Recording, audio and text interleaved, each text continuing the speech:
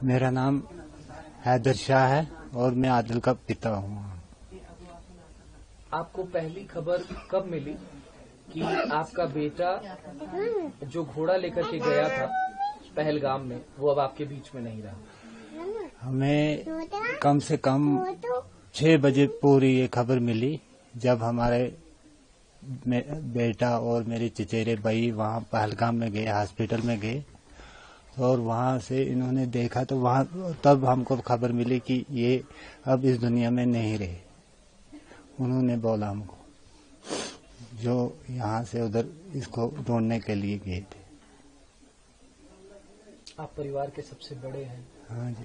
आपका बेटा इस पूरे परिवार को चलाता था, अब वो आपके बीच में नहीं है, कैसे संभाल रहे हैं आप अपने परिवार को? अभी बाद में देखेंगे क्या होगा।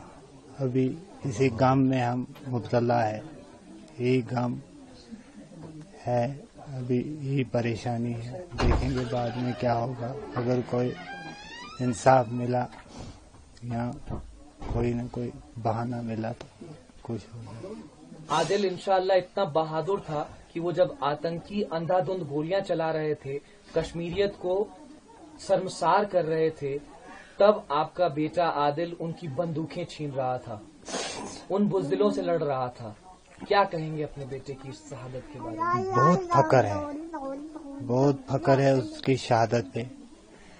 उसकी फख्र के लिए मैं इस वक्त जिंदा हूँ, नहीं तो उसकी जवानी, उसकी शक्ल, उसकी ये देखकर मैं भी मर जाता। फिर उसी वक्त जब उसकी डेथ हुई तो मैं भी अपनी जान गंवा देता, लेकिन इस बहादुरी की वजह से मैं खुश हूँ और मेरी जान भी बच गई कि उसने और लोगों, सियाहों को बचाया, उन औरतों को वहाँ पे बचाया, उन बच्चों को बचाया। कुछ लोग उसकी वजह से बच गए, ये मुझे बहुत बड़ा नाज है उनका। जब आतंकी ये अंधाधुंध गोलियां चला रहे थे और आपके बेटे से आपकी आखिरी बातचीत फोन पर हुई थी जब वो घोड़े लेकर के गया था सुबह, उसके बाद? नहीं, उसके फोन नॉट रीचेबल था पहले, जब हम यहाँ से फोन करते थे। फिर बाद में 4, साढ़े 4 बजे के बाद उसका फोन ऑन हुआ। हमने सोचा कि ये अब नीचे जा रहा है, मगर ये पता नहीं था हमको कि इसकी डेड बॉडी नीचे जा रही। हमने सोचा कि ये अब निकल आया वहाँ से, क्योंकि वहाँ पे नेटवर्क नहीं होते हैं। हमने सोचा ये निकल आया अब वहाँ से।